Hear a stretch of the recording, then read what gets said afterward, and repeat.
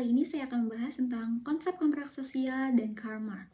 Kontrak sosial yang awalnya dikembangkan oleh pemikir seperti Hobbes, Locke, dan Rawls merujuk pada kesepakatan implisit antar individu dan negara untuk menciptakan masyarakat yang tertib. Namun, Karl Marx tidak setuju dengan konsep ini. Mengapa? Dalam pandangan Marx, kontrak sosial adalah refleksi dari kepentingan kelas dominan atau bourgeois yang memanipulasi hukum, politik, dan juga ekonomi demi mempertahankan kekuasaan mereka atas kelas pekerja atau proletariat. Marx memandang bahwa masyarakat sebagai hasil dari konflik kelas bukanlah konsensus sosial. Dalam teori materialisme, historisnya Marx menekankan bahwa struktur ekonomi basis itu menentukan institusi politik dan ideologi superstruktur. Oleh karena ini, Marx tidak percaya pada kontrak sosial yang adil dalam sistem kapitalisme, karena hukum dan negara hanya alat untuk melindungi kepentingan kapitalisme. Kemudian, relevansinya dengan pemikiran politik dalam pendidikan Pancasila dan kewarganegaraan itu apa? Pendidikan Pancasila dan kewarganegaraan bertujuan untuk membentuk warga negara yang kritis, sadar akan hak dan kewajibannya, serta mampu berpartisipasi aktif dalam kehidupan bermasyarakat. Dalam pemikiran Marx ini dapat diterapkan dalam pendidikan Pancasila dan kewarganegaraan sebagai pendekatan kritis yang mendorong siswa atau mahasiswa untuk dapat memahami struktur kekuasaan, ketimpangan sosial, dan peran ideologi dalam masyarakat.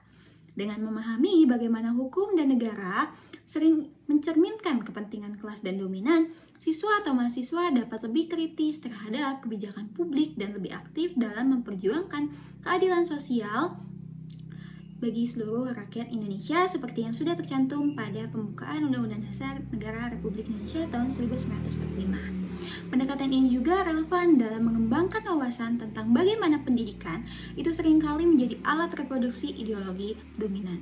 Sebagaimana yang sudah dijelaskan oleh para pemikir Marxis seperti Althusser, pendidikan Pancasila dan kewarganegaraan yang berlandaskan dengan pemikiran ini akan dapat mendorong siswa untuk tidak hanya mematuhi peraturan atau aturan saja, tetapi juga dapat menuntut transformasi sosial yang lebih adil. Lalu, hubungannya dengan teori politik yang relevan itu bagaimana? Pemikiran Marx terkait kontrak sosial berhubungan dengan teori politik kritis, khususnya teori neo-Marxis. Teori ini menyoroti peran negara sebagai alat kelas dominan dan menentang ide liberal tradisional tentang netralis negara. Pendidikan Pancasila dan kewarganegaraan ini mengadopsi pendekatan kritis untuk dapat menempatkan siswa sebagai agen perubahan yang mampu menganalisis hubungan kekuasaan dan struktur sosial secara mendalam.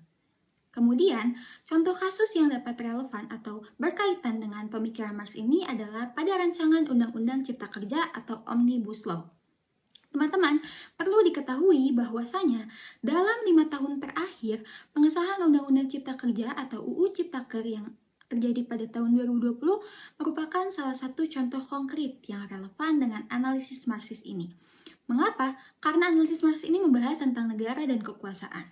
Undang-undang ini dirancang untuk menarik investasi dengan menyederhanakan regulasi, tetapi mendapatkan kritik keras karena dianggap lebih menguntungkan para kelas kapitalis atau pemilik modal daripada kelas pekerja.